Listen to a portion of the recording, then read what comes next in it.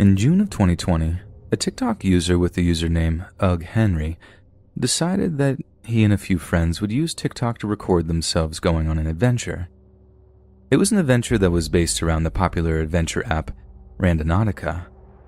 Upon opening the app, Randonautica asks you to share your location. Then it will ask you to choose which type of point you would like to generate, be it a void or an anomaly, before fetching coordinates using a random number generator. The user can then open that location in Google Maps to begin their journey. Randonautica adventures were something of a meme at the time, and many other TikTok users were uploading videos of themselves using the app. Given that some journeys had ended with some rather creepy occurrences, Henry decided to give Randonautica a try himself. And so Henry and his two friends spent their afternoon following a series of apparently randomly generated coordinates around their hometown of Seattle. The keyword they entered into Randonautica app was travel, so when the app pointed them in the direction of Alley Avenue Southwest, a street right next to the shoreline of Elliott Bay, they figured the ocean was their final clue. But when they arrived at their destination, they found something disturbingly relevant lying on the rocks near the water. It was a suitcase, and in particular, a travel case. Like many people at the time, Henry and his friends were almost convinced that there was a kind of magic at work with Randonautica. Scores of other randonauts found the endings to their journey to be far too fitting or poetic to be purely random or coincidental, and now Henry was one of them, and he had a potential viral video to go with it.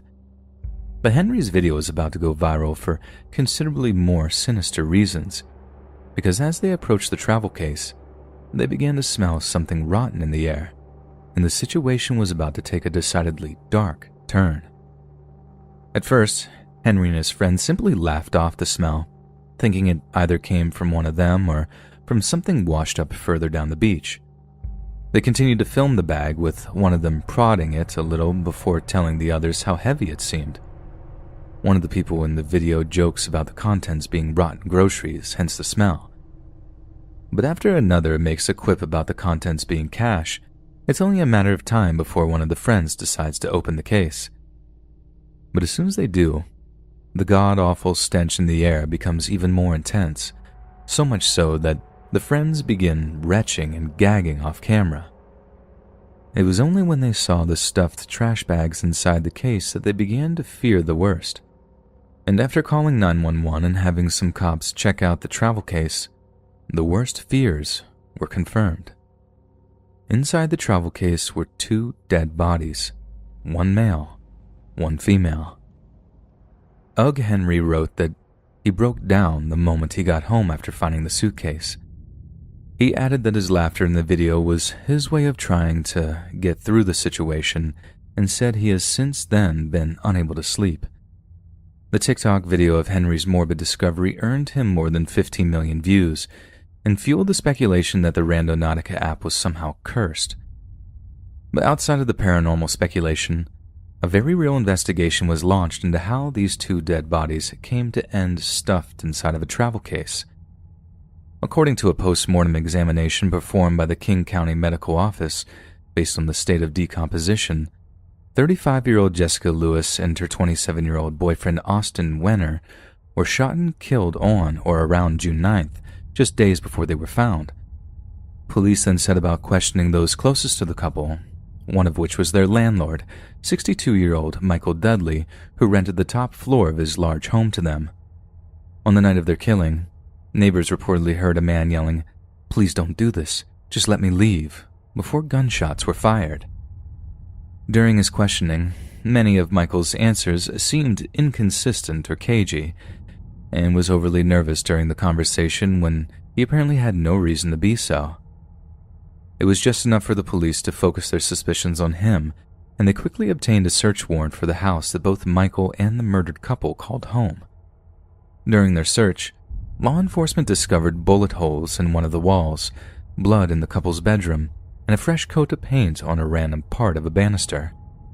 When the police confronted him regarding their findings, Michael claimed that he'd heard Jessica had somehow managed to cut herself and denied the bullet holes even being there. He was promptly arrested, then taken to a holding cell to await further questioning. There has been plenty of media speculation as to why exactly Michael Dudley would shoot the young couple, but one source has suggested that the straw that broke the camel's back was their inability to make rent payments. Outside of that, there are plenty of skeletons in Michael's closet that suggest deep-rooted violent proclivities. One media outlet discovered a history of interfamilial relations and carnal abuse when they came across an assault restraining order filed against Michael by his own daughter in June of 2018. Some court documents are said to have read, "My father indecently assaulted me for 9 years, from age 10 until age 18, forcing me to share a bed with him from age 10 while he'd play adult movies on the TV. I don't feel safe in my home or leaving my home to work." His daughter also added that Michael had a very disturbing habit, a ritual in which he would take out his pistol and threaten to use it on her. Gina Yeshka, Jessica's aunt, said she was close with her niece before she died. Gina told the media that her knowledge of Michael Dudley more or less lines up with the allegations made by his daughter. Sometimes he would break their car so they couldn't leave, she said. He put trackers on people's cars. Anytime he ever got in a dispute with anybody, he would tell them to leave but try to lock them in the house. But most horrifying of all, according to Gina, Michael had another disturbing tendency: cruelty towards animals that couldn't protect themselves. He killed the dog in front of them and left the carcass outside for 3 days to scare them, Gina continued. They had nowhere to go. That's why they stayed there. He beat this dog to death with a hammer because it got one of his chickens. He just left it out there for the other dogs to look at and sniff. He's a freaking psycho. She also said the loss of her niece, a mother of 4, and her niece's longtime boyfriend has all but destroyed their families. I don't want them to be remembered in any violent way. I want them to be remembered for their humanity and their kindness. I want to believe they didn't suffer. Michael himself has been taken into custody, but evidence suggests that someone might well go unpunished for their involvement in Jess and Austin's murders. During the post-mortem of their dismembered bodies, the coroner observed that the slices and hacks around their joints were disorganized and appeared to be done in different manners with various devices. The police spokesperson also mentioned that after dismembering his victims, Michael had apparently set about dispersing their bodies in multiple bags throughout various bodies of water, and given the time frame and placement of the bags, it is unlikely that Michael did this alone. This means that there could well be someone just walking around Seattle, a free individual, who helped cut up and dispose of 2 innocent young people, a loving couple who could possibly have been executed over nothing more than a late rent payment. After his arrest, Michael's bail was set to $3 million, with the judge citing his willingness to commit horrific acts of violence. The process of dismemberment would have taken a lot of time and effort, and his willingness to take these extreme steps demonstrates the threat he poses to the community, charging documents read. It appears that Michael is indeed guilty of Jess and Austin's murder, and it's more than likely that he'll go to prison for a very long time. But it was TikTok that made them famous. Millions of people all over the world learned of such barbaric acts because of a simple video messaging app. Big tech companies like Facebook or Twitter might like to think that every so often social media brings a little light into our lives. Yet it seems that every so often, apps like TikTok can bring a little darkness into our lives too. Zachary Latham and his neighbors, the Durham family, did not get along. They lived opposite each other on the Thornhill Road in Vineland, New Jersey, a town of about 60,000 located 40 miles south of Philadelphia. After being forced to live with his grandparents at the age of 16, the Durhams initially found Zach to be a boisterous but polite young man. But as the years went by, neither he nor the Durhams had a good word to say about one another, and ultimately, the mutual animosity came to a head because of Zach's erratic style of driving. William Durham, along with his wife Catherine, had accused their 18-year-old neighbor of reckless driving on more than one occasion, and what was intended to be a friendly word with the young man quickly soured into a confrontation. When first approached by Mr. and Mrs. Durham, instead of responding amicably to their concerns, Zach responded by pulling out his cell phone. He then spitefully accused Mrs. Durham of being a Karen and swore at an enraged Mr. Durham when he objected to his behavior. Any chance of a peaceful coexistence went straight out of the window when Zach told the couple he'd be posting the video online. And post it he did, with the video going on to be viewed more than 3 million times by TikTok users around the world. What followed was an escalating feud that was later described as a powder keg.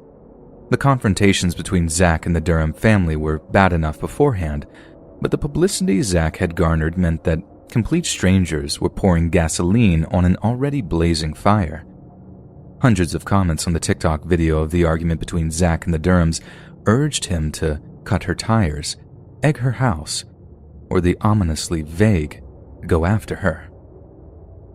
Apparently, a few weeks after the recorded confrontation, Mr. and Miss Durham were minding their own business and getting on with some housework when Zach pulled up next to them in his car.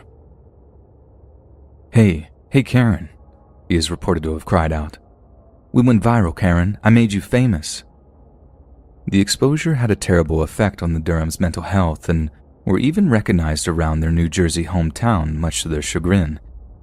They sought out an injunction against the video, but were told by the police that they could not sign a complaint against Mr. Latham since the courts were closed because of the coronavirus pandemic. Then, on May 4th of 2020, Mr. and Mrs. Durham returned home from some grocery shopping to discover that Zach Latham had deliberately swerved his pickup truck at their son, who was out in the street riding his bicycle. Mr. Durham was furious. Humiliating him and his wife with online videos was one thing, but to threaten his son's safety was another thing entirely. He marched out of his house, got into his truck, and parked it right behind Zach's own vehicle, blocking him into his own driveway. And on that occasion, it was Zach's wife who was filming the exchange when he walked out of his home to confront Mr. Durham. Both were absolutely livid as they demanded to know what Zach was thinking when he nearly hit their boy. But Zach was in no mood to talk. He told the couple that they had better back up because they were not going to like what's coming out, referring to something he had inside his house. When Mr. Durham got a little too close to Zach, he threw a punch. It missed, but it was enough to have the Durhams' 2 teenage sons stepping in to try to defend their father. It was then that Zach grabbed a stun gun and knife from under the driver's seat of his truck, firing the taser at the 2 boys after swinging at them with the knife. Mr. Durham then grabbed Zach in a misguided attempt to disarm him, who was lithe and fast enough to shake the older man off before slashing his right arm with the knife. With Mr. Durham bleeding profusely from the knife wound, Zach attempted to retreat into his garage, but the red mist had descended on his older neighbor, with Mr. Durham following him into the garage, cursing up a storm and promising to kill him. A courtroom later heard that a brief but violent melee then ensued, one in which Durham was repeatedly shocked with a taser. Zach's young wife begged him to drop the knife, but despite her pleading, Zach plunged the tip of the knife into an area just below Mr. Durham's armpit, a stab wound which punctured his lung and caused it to fill with blood. The 51-year-old correctional officer died that night, with Zach being arrested at his grandparents' home just hours later. During his trial for murder, the prosecution was particularly interested in why Zach's wife had been so quick to pull out her phone to record the confrontation. And throughout hours of questioning and evidence examination, it was determined that Zach and his wife had frequently discussed the idea of recording another viral confrontation with the Durhams, one that would grow their already sizable TikTok following, and the one that could make them some money. In a phrase, the court established that Zach had manufactured the confrontation so he could become TikTok famous. If Latham was in fear for his or Sarah's safety, they both would have retreated inside, called police, and stayed there, the prosecuting attorney stated. They did not because their intent was to lure the Durhams there, attack them, and record it for TikTok. But Zachary's defense attorney painted a very different picture of the night's events, insisting that it was in fact his client that was the victim in the situation, given that the Durhams had ventured onto his property to instigate violence. A recording of his 911 call was played to the court, and this is what they heard. "Yeah, I need the cops out here. There's blood all over the place. I just got assaulted and jumped. I got beat up really bad and I have blood all over me. They came with trucks, came on my property with guns, and then when I fought them off, they drove away. It was a strong argument, but one that paled in comparison to the prosecution's own, which was ironically fueled by Zach's own actions. Since his arrest, Zach wasted no opportunity to grow his TikTok following by talking about the incident in broadcast to his thousands of followers.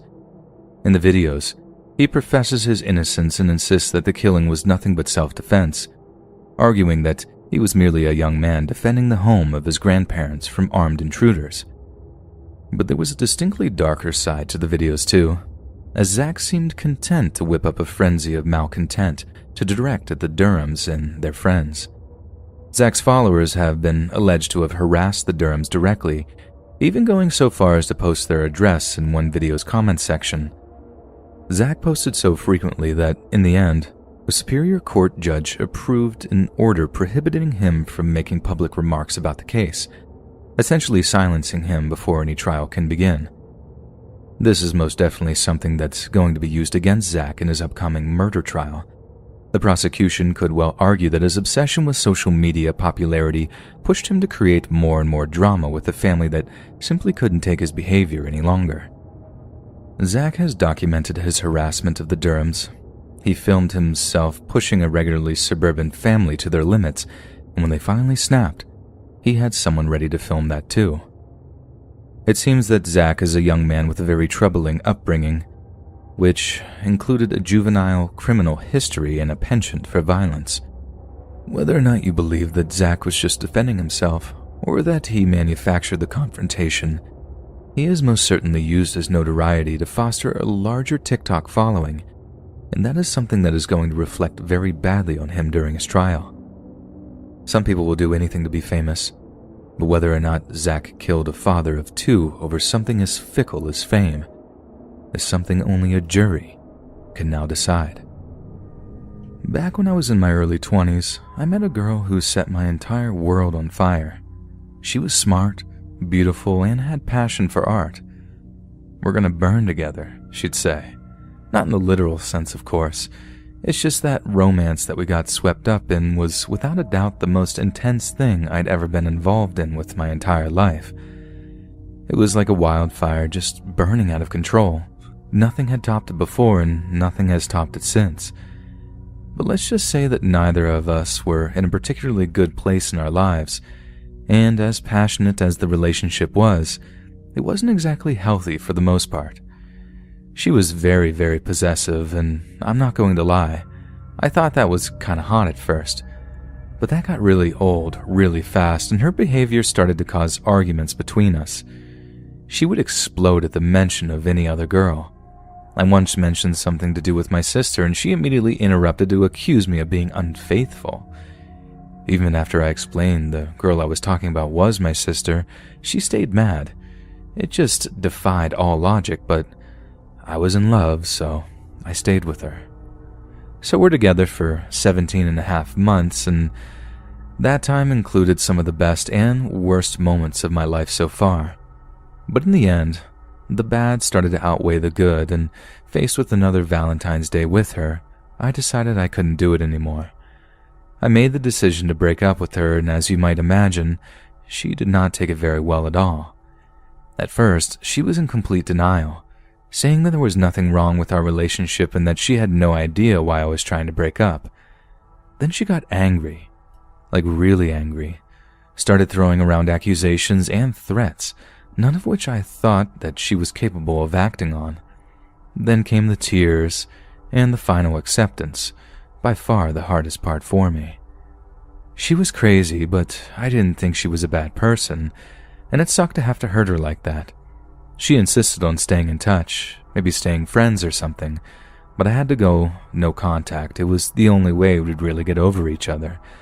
I felt like a monster, but I did it anyway. About a month goes by and I'm sitting in my apartment, alone on Valentine's Day. I'm sort of over this girl, but I'm also sort of not, and with it being Valentine's Day, I'm thinking about her a whole lot. So when my phone buzzes and I see it's a text from her, I'm like rushing to see what it says. I deleted her number, but You know when you just always remember the last 4 digits of someone's number? Yeah, that. So all this message says is, we were supposed to burn together. And that just kind of broke my heart right there. I thought about calling her, maybe try and patch things up, and in retrospect, maybe that's exactly what I should have done. But in the moment, I just tried to stay strong and stick to the no contact rule. I tried to take my mind off stuff, stayed away from all the romantic movies and Valentine's episodes that the TV networks were trying to force down my throat. But still, I just couldn't shake the lonely feeling I had in me. So later that night, I'm kind of intoxicated, just sitting on the couch when my phone buzzes again. I just know it's her, like knew it in my gut, and surprise, surprise, it was.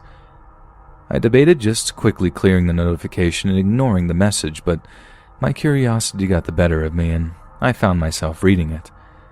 I knew the first line said, we were supposed to burn together, again from the notification, but only when I opened up the whole thread did I see that underneath the first part, it just said, but now you're going to burn alone. Again, it hit me right in the feels. It was incredibly clinging, I know, but at the same time, you can't even deny how poetic that is.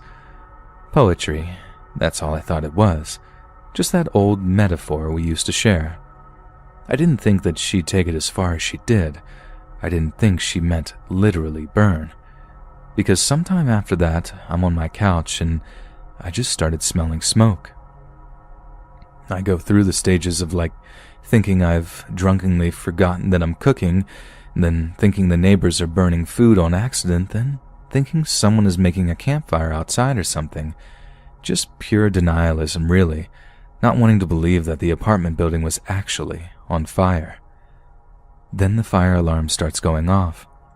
I rush downstairs in no shoes or socks, just a pair of shorts and a t-shirt, and run out the back of the building to the fire escape point.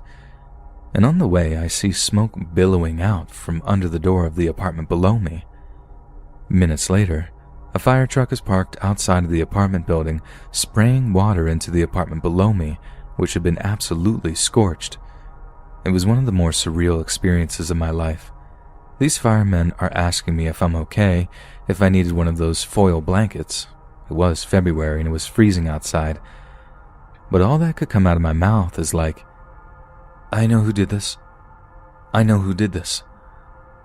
One of them tells me to get in touch with the police if the cause of the fire was criminal, so I immediately do because, like I said, I had a good idea of who set that fire in the first place. I wasn't quite sure how'd she done it, but having my ex-girlfriend text me you're going to burn alone, and then all of a sudden there's a house fire? That was a no coincidence to me. No coincidence at all. And over the next couple of weeks, I had to go and stay in my mom's place while some renovation work was undertaken at my smoke-damaged apartment. But I did get in touch with the police, who thanked me for the tip and said that they'd get in touch with me if the cause of the fire was found to be arson. Only it wasn't. They called a little while later to say that a fire department investigator had determined that some faulty wiring was to blame for the blaze, and so they wouldn't need any testimony from me. I brought up the text messages my ex had sent me, how her words seemed to precede the fire in a way that was just too apt to be coincidence. But again, they insisted that no arson was to blame. I even called her and texted her saying that I knew what she had done, that she wouldn't get away with it. But as you can imagine, she played dumb, saying things like, I don't know what you're talking about. You shouldn't be contacting me. It's something that messes with me to this day, and there are so many unanswered questions that, frankly, I'm not sure I want to know the answers to. I just know that one moment she's texting me, telling me I'm going to burn, and the next, my apartment building's on fire. I'm not saying my ex broke into the apartment downstairs and did something to the wiring, but it's even crazier of me to suggest that she willed something like that to happen, or engineered it or something. I know how paranoid that sounds, so I tend not to put that theory out much, but it had such a profound effect on my mind that I still moved apartments not long after, just to be safe. Because to me, there's still something very frightening about that time in my life, something I can't quite explain. And now when I remember that old, we're going to burn together, It doesn't set me alight anymore. All it does is make my blood run cold.